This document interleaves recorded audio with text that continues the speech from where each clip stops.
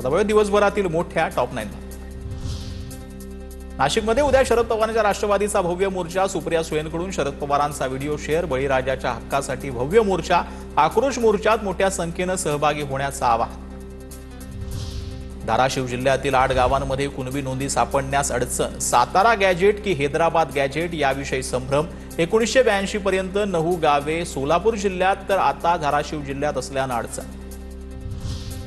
काँग्रेसनं भाजपवर केलेल्या कथित मतचोरीच्या आरोपाला नक्षलवाद्यांचं समर्थन. लोकसभा निवडणूक आणि महाराष्ट्र विधानसभा निवडणुकीत मतचोरी करून भाजपनं सत्ता मिळवली, नक्षलवाद्यांकडून पत्रक जारी.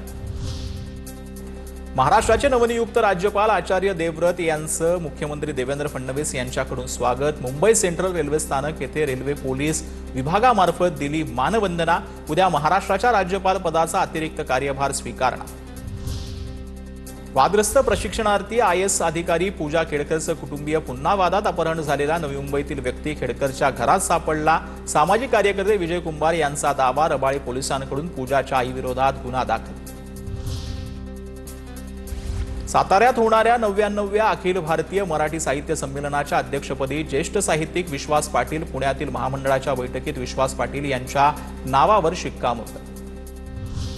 धाराशिवमध्ये तुळजाभवानीच्या मंचकी निद्रेला आजपासून प्रारंभ. देवीच्या मंचकी निद्रेसाठी काद्यांचा कापूस पिंजला जाणार आहे.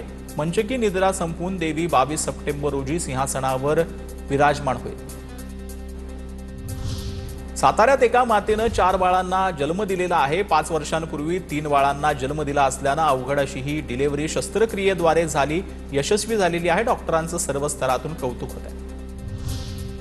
नेपाळमधील आंदोलनात मृत्युमुखी पडलेल्यांना शहीद दर्जा तर पीडितांच्या कुटुंबियांना प्रत्येकी 10 लाखांची मदत. नेपाळच्या अंतरिम पंतप्रधान सुशीला कार्की यांची घोषणा. या हिंसाचारात 51 जणांचा मृत्यू.